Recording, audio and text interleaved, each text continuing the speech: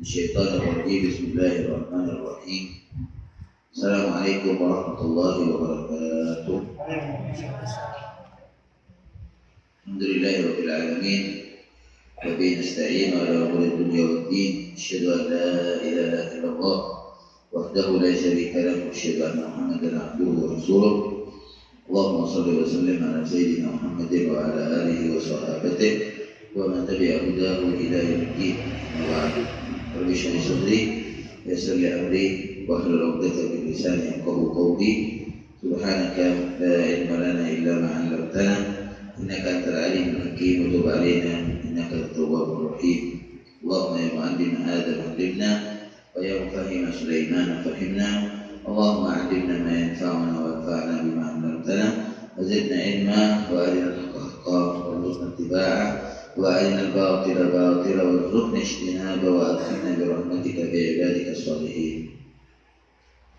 معاشر المسلمين rahimakumullah, pada Rabu ya rahmati Allah Subhanahu wa taala, jamaah salat subuh. Sesajana muka-muka ibadikan rahmat dan Allah Subhanahu wa taala. Amin ya rabbal alamin. Alhamdulillah, mari kita panjatkan kehadirat Allah Subhanahu wa taala Rabbul alamin yang telah memberikan nikmatnya kepada kita selalu dan tidak pernah putus pemberian Allah Subhanahu wa taala pada kita. Mudah-mudahan setiap nafas yang kita hembuskan, setiap detak jantung yang selalu Allah gerakkan di dalam diri kita, kita selalu mengingat Allah Subhanahu wa taala dan mensyukurinya, serta kita berusaha untuk merealisasikan sesuatu yang merupakan tujuan besar diciptakannya manusia, yaitu beribadah kepada Allah Subhanahu wa taala. Mudah-mudahan kita terus diberikan taufik oleh Allah Subhanahu wa taala untuk bisa beribadah kepada Allah dengan sebaik-baiknya. Amin ya rabbal alamin. Salawat dan salam pada junjungan kita Nabi Muhammad sallallahu alaihi wasallam, pada keluarga beliau, sahabat dan seluruh pengikutnya sampai akhir zaman. Jemaah sekalian yang dirahmati Allah Subhanahu wa taala, pada pagi hari ini kita akan melanjutkan renungan kita terhadap suratul Fatihah. Kita sampai pada ayat ihdinas siratal mustaqim siratal ladzina an'amta 'alaihim ghairil maghdubi 'alaihim waladdallin. Ini adalah merupakan jumlah yang menjadi bagian khusus bagi kita hamba Allah dari suratul Fatihah. Jadi ketika sudah sampai pada ayat ini, ihdinas siratal mustaqim, Allah Subhanahu wa taala mengatakan, hadhihi li'abdi, bahwa ini adalah bagian hambaku yang Allah nyatakan bahwa ini adalah bagian yang dimiliki oleh hambaku. Wa li'abdi ma sa'al, dan hambaku pasti mendapatkan, wa li'abdi, dan bagi hambaku pasti mendapatkan ma sa'al, apa yang dia minta. Bagian yang Allah berikan kepada kita sekalian, yaitu apa yang kita minta kepada Allah. Apa yang kita minta kepada Allah Subhanahu wa taala, yaitu kita meminta hidayah. Kita berdoa kepada Allah Subhanahu wa taala.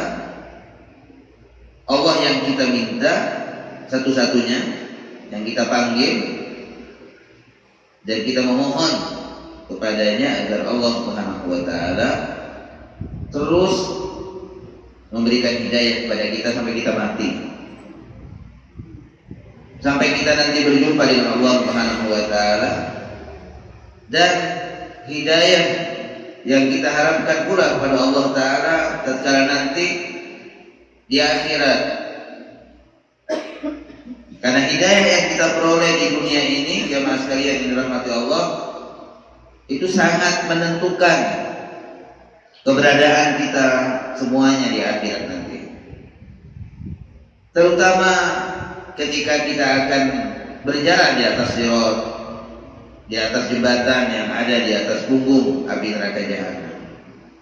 Keadaan semua manusia di saat melaluinya, di saat melintasinya, itu semua tergantung dengan hidayah yang dia dapati, yang dia peroleh dari Allah Subhanahu wa taala di dunia ini. Oleh karenanya sebanyak-banyaknya kita terus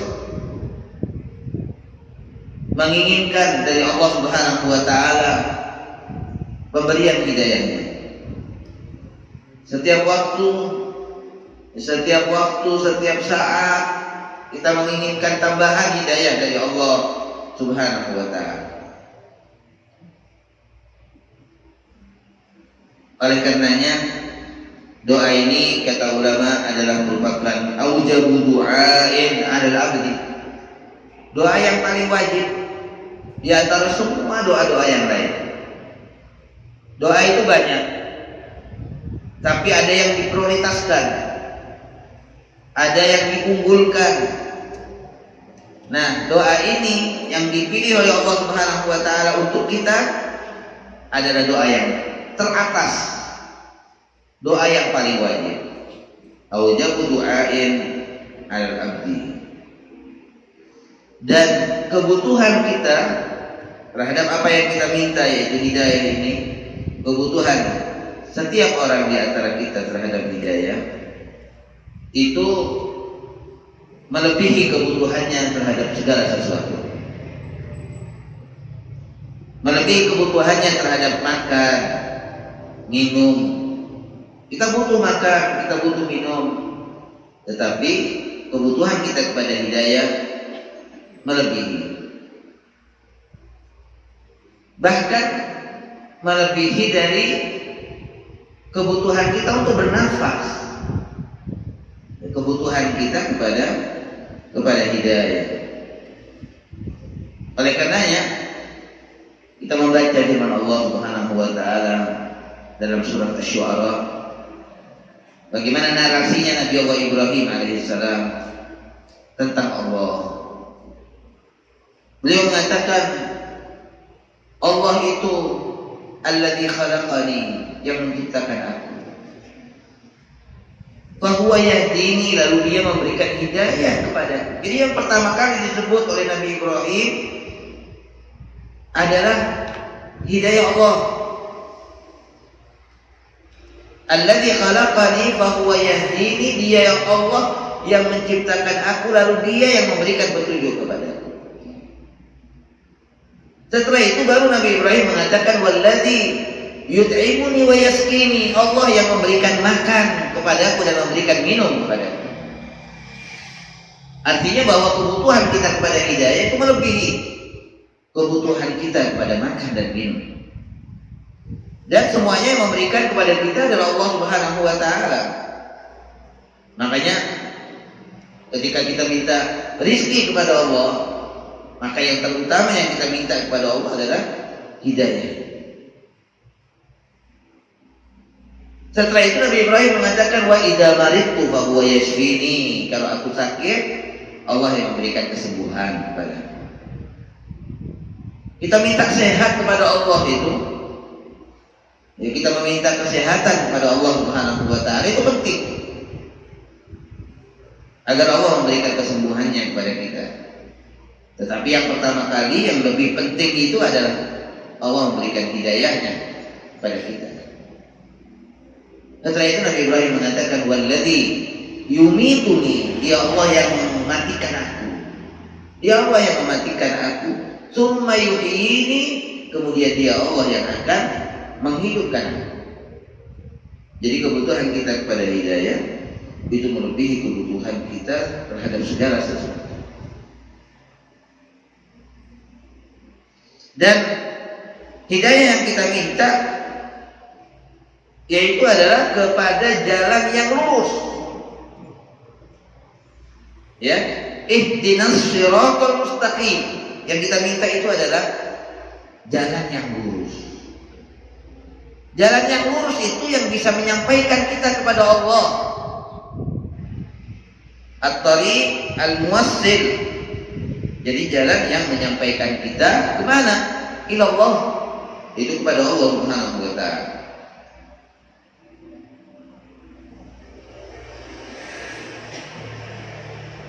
Bagaimana kita bisa terus berada di jalan ini walaupun kita dihadapkan dengan berbagai macam tantangan dalam hidup ini, tapi kita tetap berada di atas jalan yang lurus. Setan dari segala arah menyeret kita untuk membengkokkan kita dari jalan yang lurus ini. Tapi kita minta kepada Allah agar kita tetap berada di atas jalan yang lurus ini, di atas relnya. Karena ketika kita keluar dari rel ini, maka kita akan keluar yang sangat jauh. Ya, ketika kita na'udzubillahi min dzalik, mudah-mudahan Allah Subhanahu wa taala lindungi kita semuanya. Ketika kita keluar dari rel ini, maka kita akan jauh. Oleh karenanya Allah Subhanahu wa taala menyampaikan kepada Nabi Muhammad sallallahu alaihi wasallam dalam surat Al-An'am, Allah mengatakan kepada Nabi Muhammad, "Qul," katakan wahai Nabi Muhammad. Kalau dalam surat Al-An'am Allah mengatakan apa? "Wa hadza shirati mustaqiman," dan inilah jalanku yang lurus. Jadi kalau kita ingin, ini maknanya apa?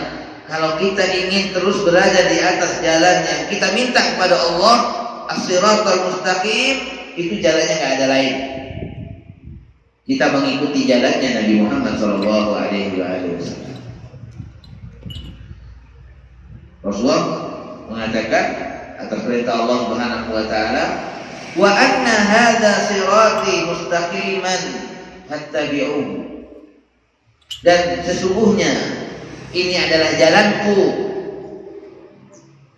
yaitu jalannya Nabi Muhammad SAW, mustaqiman, yang lurus. Fattabi'uhu, maka ikutilah dia. Wala tattabi'us subul, dan jangan kalian mengikuti jalan-jalan yang lain. Fatafarraqu bikum an sabilihi, maka hal itu akan menjadikan kalian jauh dari jalannya Nabi Muhammad SAW. Alhamdulillah, kita bersyukur kepada Allah Subhanahu wa taala. Dengan demikian menjadi jelas sudah bahwa jalan yang lurus yang kita minta kepada Allah itu ihdinas shiratal mustaqim, setiap waktu itu adalah jalannya Nabi Muhammad SAW. Maka kalau kita ingin berada di atas jalan yang lurus, tidak lain, ya nggak ada pilihan lain kecuali kita tetap bersama Nabi Muhammad SAW. Ihdinas shiratal mustaqim.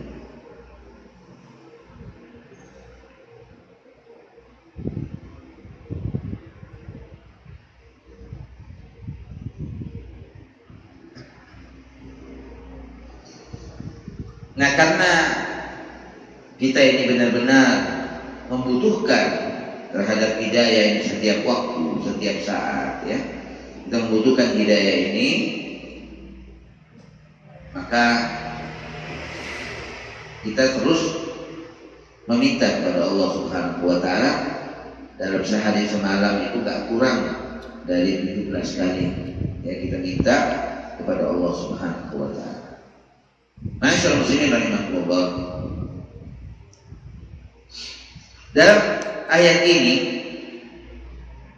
ihdinas siratal mustaqim siratal ladzina an'amta 'alaihim ghairil maghdubi 'alaihim waladdallin.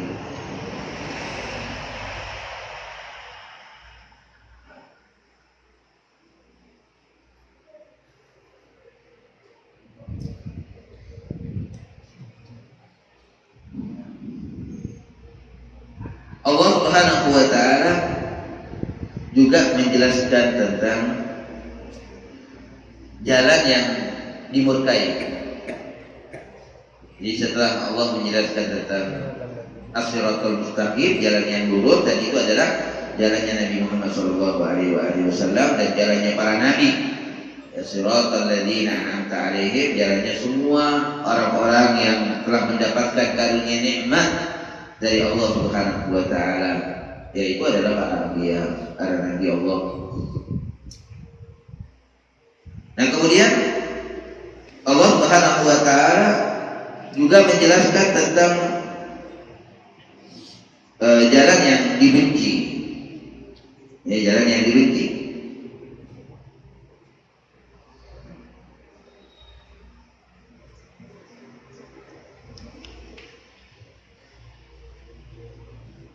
Al-maghdub 'alaihim, yang dibenci oleh Allah, yang dimurka oleh Allah Subhanahu wa ta'ala. Waladdallin, dan yang kedua adalah jalan yang sesat. Ini jalannya orang-orang yang sesat. Al-maghdub 'alaihim dan ad-dallun, orang-orang yang sesat.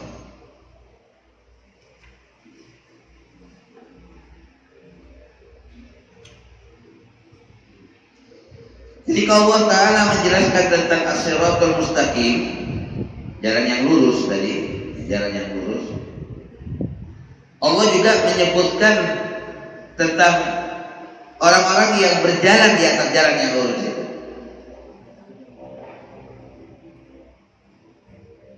Yaitu adalah siratal ladzina an'amta 'alaihim, jalannya orang-orang yang Kau berikan kenikmatan. Nah, itu adalah orang-orang yang berjalan di atas jalan yang lurus. Minan nabiyyin, dari para nabi, wasiddiqin, wasyuhada, wassalihin. Di jalannya orang-orang yang saleh. Itu yang berjalan di atas jalan yang lurus tadi. Ini disebut oleh Allah Subhanahu wa ta'ala di dalam surat An-Nisa.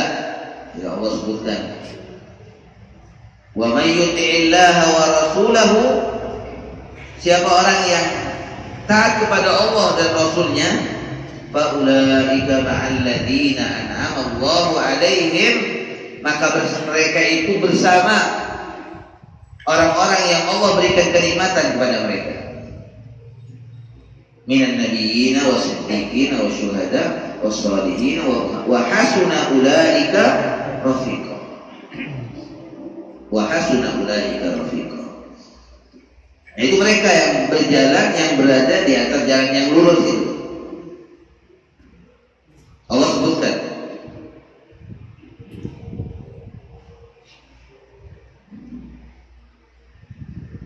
Oleh karenanya ayat ini mengajak kita untuk mengetahui sejarah mereka, para nabi, sahabat, para tabi'in. Ayat ini mengajak kita untuk mengetahui tentang jalan hidup mereka. Dan Allah Ta'ala sebutkan orang-orang yang dari al-anbiya, para nabi, serta orang-orang soleh. Mereka orang-orang yang berjalan di atas jalan yang lurus ini. Bagaimana kita bisa mengikuti jalan mereka kalau kita nggak tahu? Makanya sangat penting kita mengetahui jalan mereka. Pertama adalah sejarahnya Nabi Muhammad SAW. Sejarah itu wajib kita pelajari. Ya, kelemahan kita umat Islam itu tidak banyak belajar tentang sejarah Nabi Muhammad SAW. Coba siapa di antara kita yang sudah hatam membaca sejarah Rasulullah SAW dari sejak beliau lahir sampai beliau wafat? Tidak banyak orang yang secara khusus dia mempelajari sejarahnya Nabi Muhammad SAW.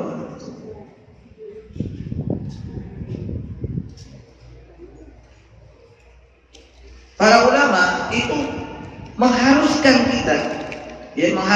kita untuk betul-betul mempelajari sejarahnya Nabi Muhammad. Kenapa? Karena sejarah Nabi itu secara global, ya, ia adalah merupakan penafsiran secara praktis terhadap Al-Qur'anul Karim. Jadi menjadi penjelas terhadap Al-Quran itu, sejarah itu.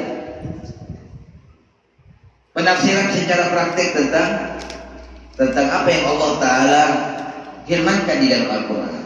Makanya Sayyidah Aisyah itu ketika ditanya bagaimana akhlaknya Nabi Muhammad SAW, beliau mengatakan akhlaknya Nabi itu Al-Quran. Jadi sejarah itu fungsinya dan kedudukannya itu menjadi penjelas terhadap Al-Quranul Karim. Makanya wajib kita belajar sejarah Nabi Muhammad SAW, itu wajib. Sampai Ibnu Mas'ud mengatakan, "Kunna nu'allimu maghaziyan Nabi kama kunna nu'allimu suratan minal Quran." Kami ini sahabat mengajarkan sejarah Nabi Muhammad SAW itu seperti kami mengajarkan satu surat Al-Quran. Jadi perhatiannya terhadap pelajaran sejarah itu sama dengan perhatiannya terhadap pelajaran Al-Quran. Kenapa? Karena sejarah menjelaskan, merupakan penafsiran secara aktual, ya, secara aktual terhadap Al-Quran, kitab Allah Subhanahu wa Ta'ala. Dan Allah Ta'ala katakan di sini, ketika kita mengatakan ihdinas siratal mustaqim, Allah sebut siratal ladzina an'amta 'alaihim. Makanya jalan alladzina an'amta 'alaihim harus kita ketahui.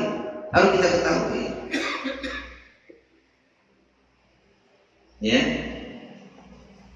Setelah kita mempelajari sejarahnya Nabi Muhammad SAW yang paling lengkap di antara sejarah para nabi, itu sejarahnya Nabi Muhammad SAW.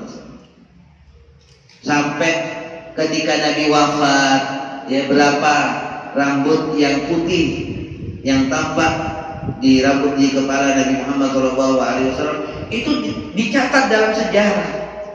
Ada berapa ubannya Nabi Muhammad SAW? Itu sampai seperti itu detailnya dari sejarah Nabi Muhammad SAW. Memang di antara para nabi yang sejarahnya paling lengkap, tercatat, ya, dengan baik, itu adalah sejarahnya Nabi Muhammad SAW.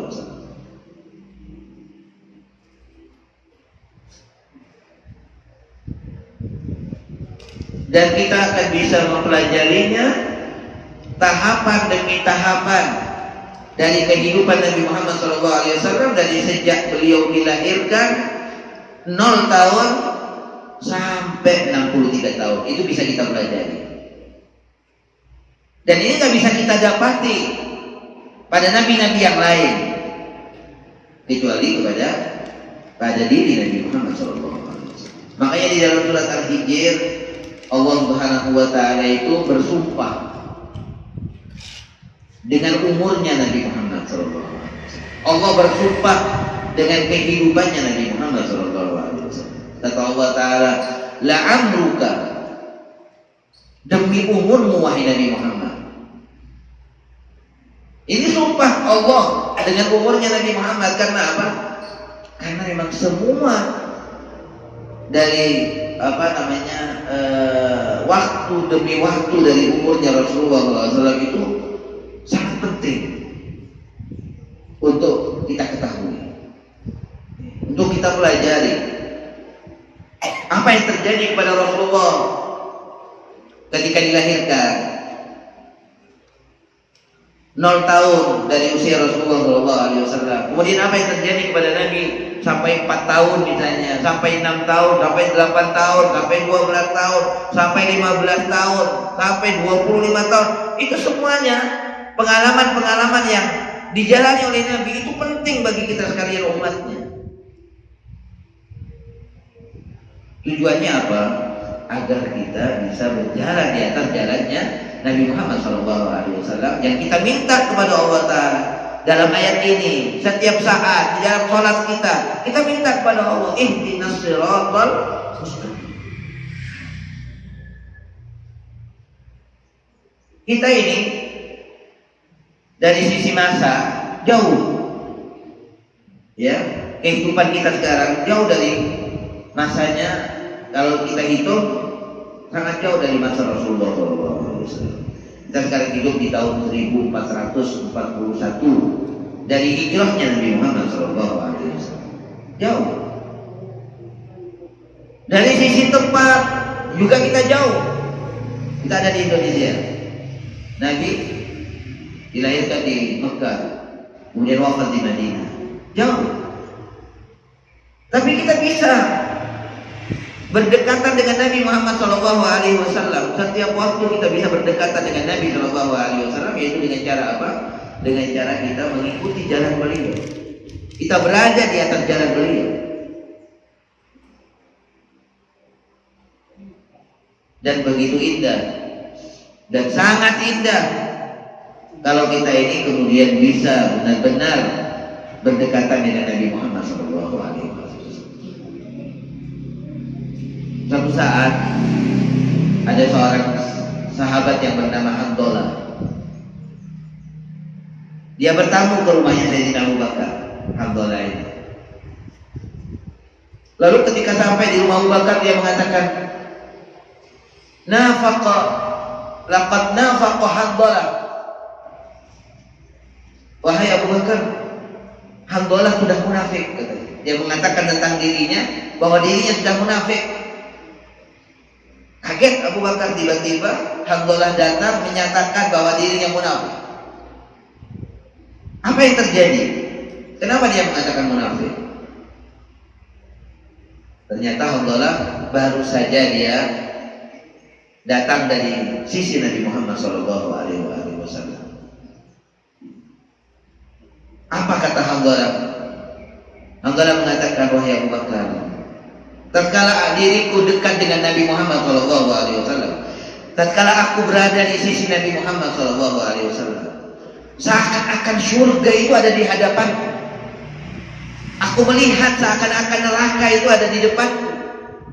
Itu yang aku rasakan ketika aku berada di dekat Nabi Muhammad SAW.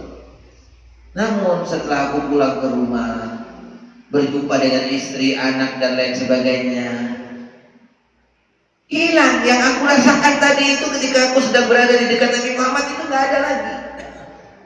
Itu yang dia rasakan. Makanya dia kemudian menvonis dirinya, wahai Abu Bakar, Handolah sudah munafik. Bagaimana tanggapan Sayyidina Abu Bakar ketika Handolah mengatakan demikian? Abu Bakar mengatakan, kalau begitu sama wahai Handolah, katanya. Aku juga merasakan yang sama seperti engkau. Kalau begitu Abu Bakar juga munafik, katanya. Dia mengatakan dirinya munafik. Gimana kalau kita sama-sama datang pada Rasulullah SAW? Mereka merasa gelisah dengan apa yang mereka alami. Akhirnya Sayyidina Abu Bakar dengan Handolah datang pada baginda Rasulullah SAW. Di depan Nabi mereka mengutarakan kegelisahan mereka, bahwa ketika mereka menyampaikan, wahai Rasulullah, ketika kami bersama Anda, kami merasakan seakan-akan surga itu ada di depan kami, neraka ada di depan kami. Jadi sehingga rasa takut kami kepada Allah itu meningkat luar biasa. Kecintaan kami, harapan kami kepada Allah itu meningkat luar biasa ketika kami bersama Anda dan berada di dekat Anda, ya Rasulullah. Tetapi kenapa ya Rasulullah, ketika kami sudah sudah pulang ke rumah, ya, sudah berinteraksi dengan banyak orang yang lainnya. Itu nggak kami rasakan ya Rasulullah. Apa yang kami rasakan tadi hilang. Apa kata baginda Nabi Muhammad SAW kepada Sayyidina Abu Bakar? Rasulullah mengatakan, wahai Abu Bakar, kalau seandainya keadaanmu di saat engkau jauh dariku, ya tidak bersama Rasulullah SAW maksudnya, sama dengan keadaanmu di saat engkau bersamaku, berada di sisiku, itu kata Rasulullah, la safahatkumul malaikat.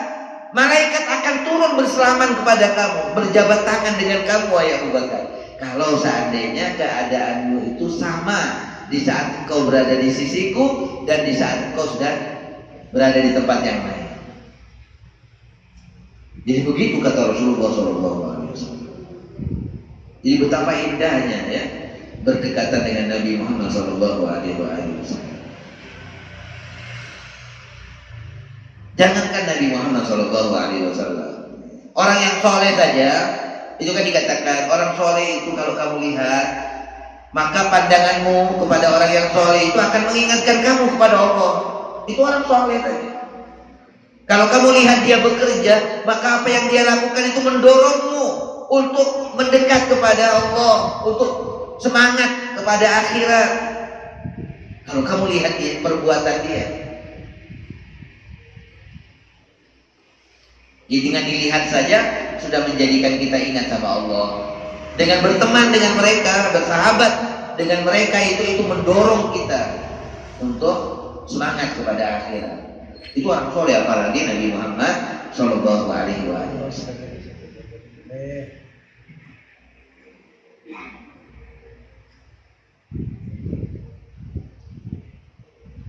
Nah memang keadaan kita sa'atan fasa'atan. Dalam hadis itu, dalam riwayat Hamdalah tadi dengan Sayyidina Abu Bakar, kemudian ya, bahwa keadaan kita ini sa'atan fasa'atan. Sa'atan fasa'atan itu artinya bahwa ya kita ini menunjukkan ya, bahwa kita merasakan bahwa hati ini memang cepat berubah. Ya, keadaan hati kita ini cepat berubah. Satu contoh misalnya, satu hal yang menunjukkan bahwa hati kita ini cepat sekali berubah keadaannya. Kadang-kadang kita sholat maghrib bisa kita khusyuk. Kita sholat maghrib ya bisa khusyuk, sampai bisa menangis kadang-kadang ya. Tapi isya sudah nggak bisa. Itu menunjukkan betapa cepat berubahnya hati kita itu.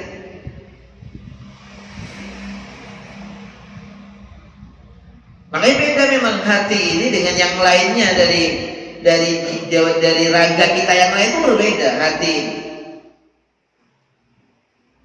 Kalau Anda seorang yang ahli punya ketangkasan ya. Misalnya Anda pemain sepak bola, Anda bermain sepak bola, ahli bermain sepak bola, lalu kemudian Anda nggak latihan, 1 tahun nggak latihan, Anda masih bisa main bola, masih enak, karena Anda sudah terbiasa sebelumnya. Anda nggak usah latihan 1 tahun, 2 tahun misalnya, Anda masih bisa. Mungkin kalau Anda meninggalkan permainan sepak bola sekian tahun, mungkin Anda merasakan bahwa banyak perubahan pada diri Anda. Yang dulunya bisa begini sekarang udah nggak bisa ya. Itu kalau raga yang lain seperti itu. Kalau nggak dilatih ya masih bisa. Beda dengan hati ini. Kalau hati ini itu cepat sekali berubahnya. Maka kalau orang nggak mau melatihnya setiap waktu, hatinya semakin jauh. Ya kalau hati ini nggak dilatih setiap saat. Makanya kenapa kita minta kepada Allah Subhanahu wa taala secara terus-menerus itu, ihdinas siratal mustaqim, itu persoalannya. Kita harus terus memberikan nutrisi kepada hati kita ini dengan doa kita kepada Allah, dengan amaliyah kita yang kita lakukan secara rutinitas dari membaca Al-Quran, ya sholat dan lain sebagainya, itu melatih hati kita agar terus menyambung dengan Allah Subhanahu wa taala. Orang-orang Yahudi, kata Allah Subhanahu wa taala, orang-orang ahli kitab maksudnya, orang-orang ahli kitab itu Allah katakan dalam surat Al-Hadid, "Wala takunu kalladzina utul kitaba min qablikum." Jangan kalian seperti mereka, orang-orang yang telah diberi kitab sebelum kalian. Apa yang terjadi? Faqala alaihimul amad. Terjadi waktu yang panjang terhadap mereka. Mereka nggak lagi membaca kitabnya setelah Allah berikan kepada mereka. Akhirnya yang terjadi apa? Karena hati mereka nggak dilatih itu, hati mereka nggak terus mereka asa dengan ayat-ayat Allah. Faqala alaihimul amadu faqasat qulubuhum. Akhirnya hati-hati mereka menjadi keras. Wa katsirun minhum fasiqun, dan bermunculan di antara mereka itu orang-orang yang fasik.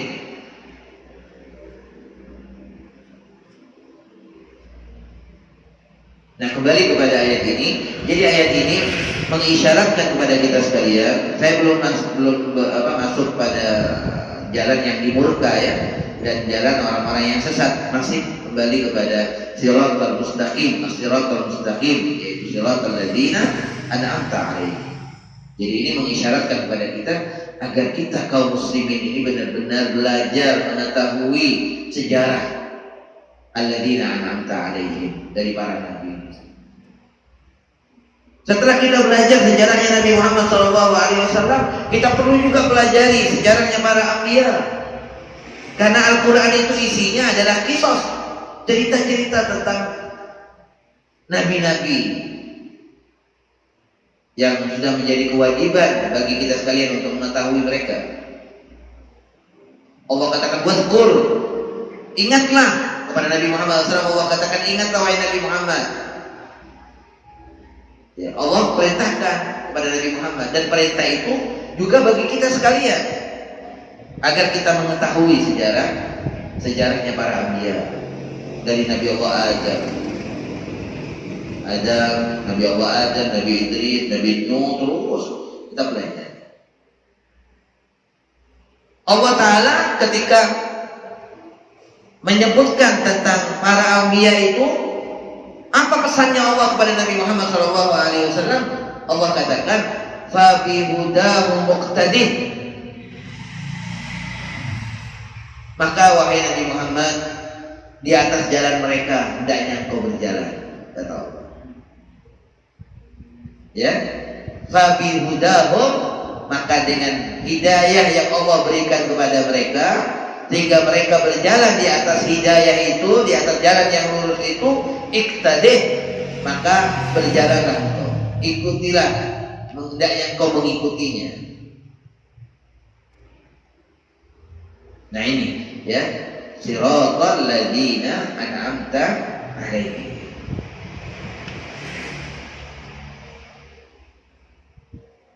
Nah, setelah kita pelajari sejarahnya para anbiya, ya, sejarahnya para nabi-nabi yang lain, nah kemudian kita perlu juga mempelajari sejarah orang-orang yang soleh, ya, orang-orang yang soleh dari kalangan dari sahabat-sahabat Nabi Muhammad SAW. Kemudian setelah itu dari tabi'in, ya, dari tabi'in. Bagaimana sejarahnya Imam Hasan Basri, bagaimana sejarahnya Sa'id bin Al-Musayyib,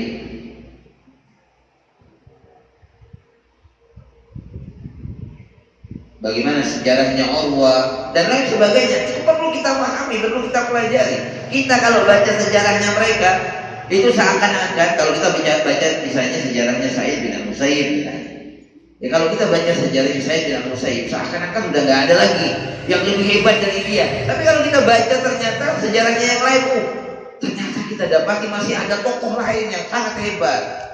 Seperti itu kalau kita akan dapati.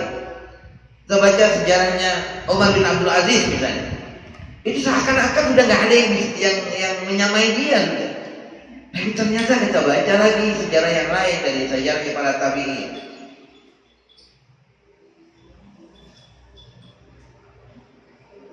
Nah ini ya, jadi ayat ini mengisyaratkan kepada kita sekalian akan sejarah yang panjang dari orang-orang yang Allah Ta'ala karuniakan kenikmatannya kepada mereka, dari para anbiya, siddiqin, syuhada, dan sholihin. Dan jalan ini jemaah sekalian yang dirahmati Allah adalah jalan yang satu, ya. As-sabilul wahid, yang menyampaikan kita kepada Allah Ta'ala, as-siratal mustaqim, itu adalah jalan yang satu.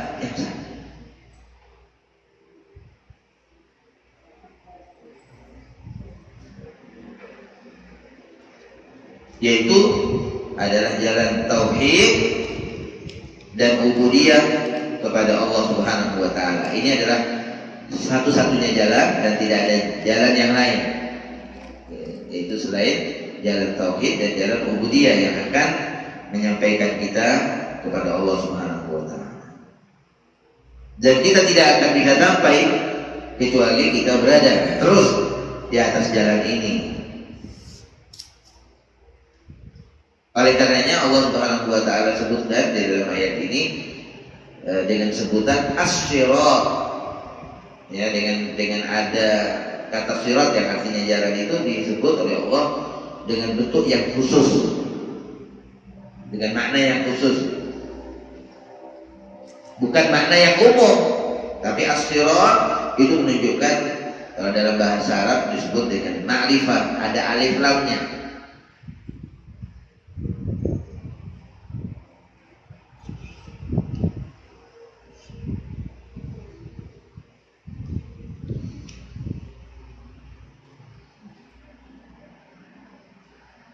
Suatu saat Rasulullah SAW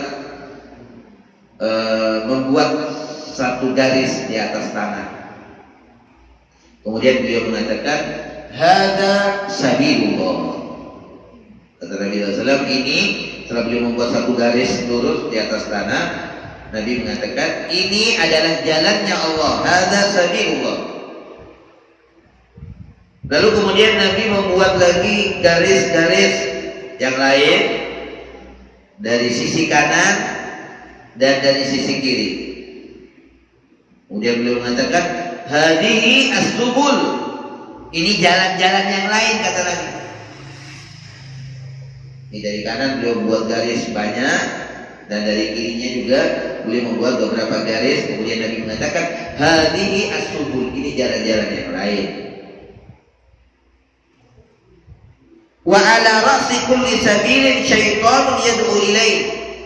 Kemudian kata Nabi, di atas jalan-jalan yang banyak ini, di situ ada syaitan yang mengajak manusia untuk menjalani.